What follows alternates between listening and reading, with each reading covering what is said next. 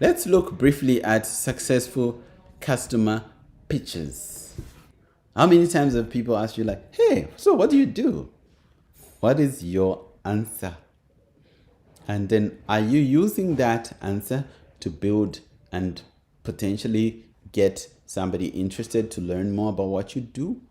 Or are you just giving them information that just leads nowhere?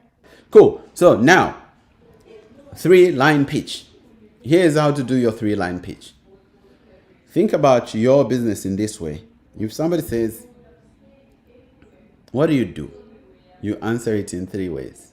In 3 lines. You say, you know how? Then you describe your ideal customers.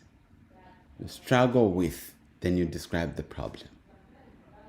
Then you say, we help them do this. And then you can give an example. Okay?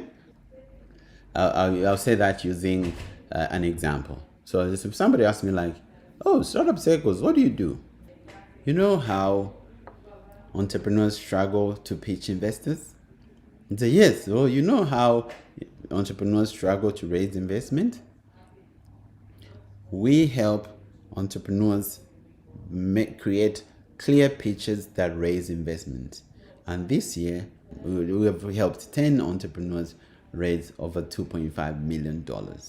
And somebody goes, wow. Okay?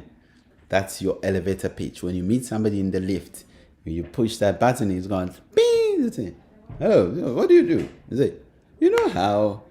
So remember, in the pitch, you want somebody to understand or to get what you're saying and go, oh, wow. And then, again, you need to pause.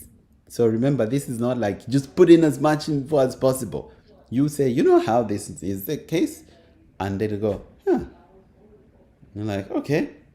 And you listen. And then you explain. Then you wait for them. They say, oh, wow, I'm interested. Do you have a card? Oh, tell me more. Or can we exchange contacts? That's what you want.